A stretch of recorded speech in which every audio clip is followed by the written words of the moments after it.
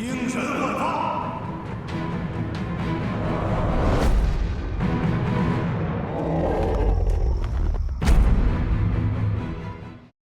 Hi, welcome to the Silver Spleen. My name is Marlon Perkins, and this is my review of The Taking of Tiger Mountain.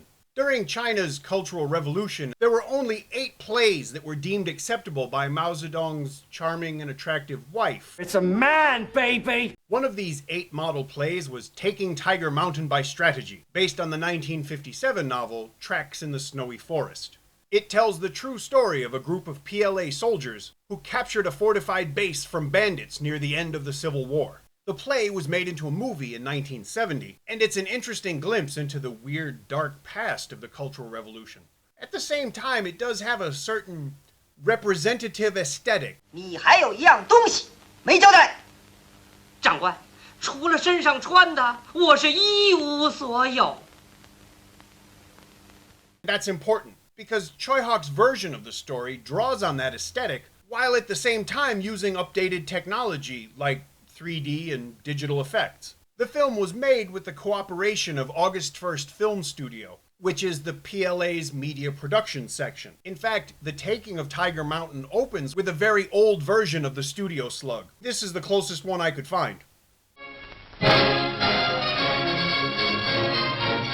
It sets the tone of the movie right away because there's a definite nostalgic air to it. But since it's a Choi Hawk movie, it can't be that simple. Hanyu Plays Yang Zirong, the reconnaissance specialist who bravely and selflessly goes undercover into the bandits' lair. He's so unflappable, he fights off a tiger with nothing but a pistol and a steely gaze. I have to say that the tiger, which is obviously CG, is still really impressive on a technical level. I mean, you can tell it's not real, but it looks damn good.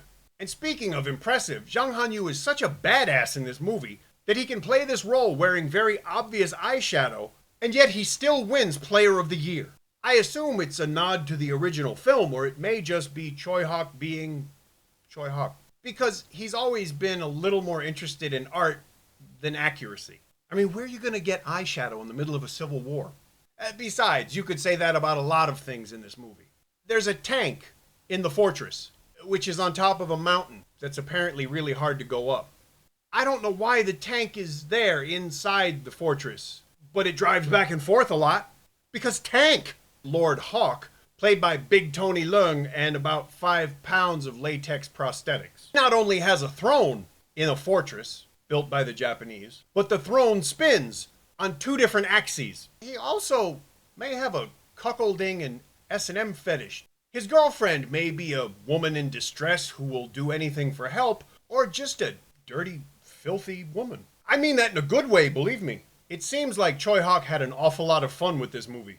I couldn't help but wonder sometimes if he was being sincere in his characterizations. The soldiers are all so virtuous, and the bandits are so evil. How evil? They all look funny.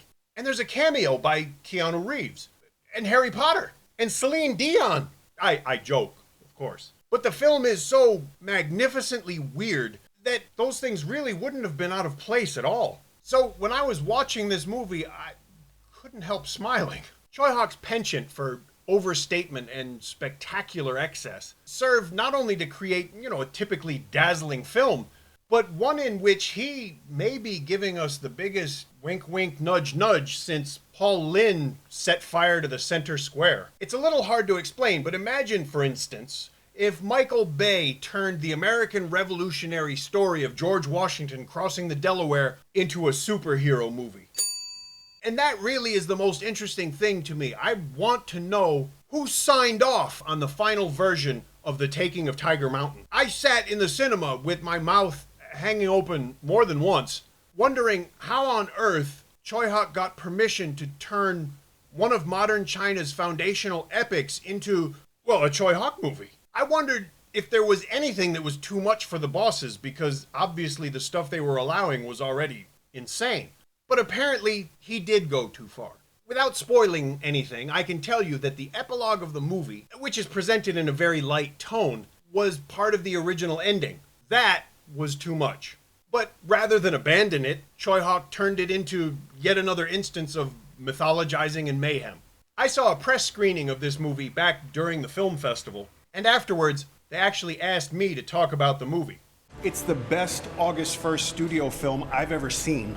Nice shirt, huh? I've waited to release this review until it gets closer to the theatrical release of the movie here in Hong Kong. I've heard that the movie's not going to be pushed very heavily and it's not going to show in many cinemas because locals aren't likely to want to watch a movie that makes the PLA superheroes, Choi Hawk or not.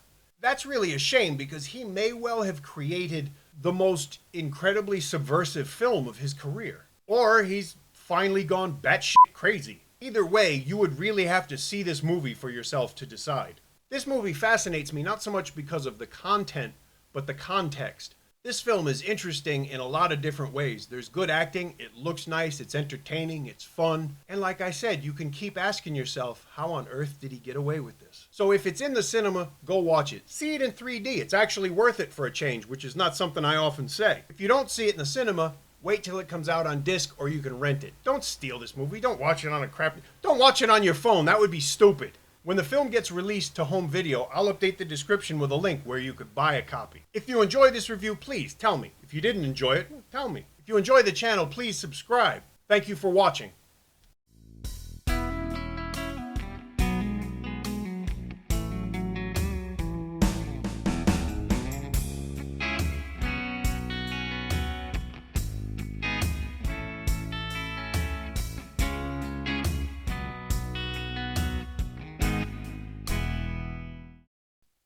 That might sound spoilerish, but a China film in which the PLA fights anyone is inherently Highlander-esque. There can be only one. Besides, the word taking in the title should tip you off.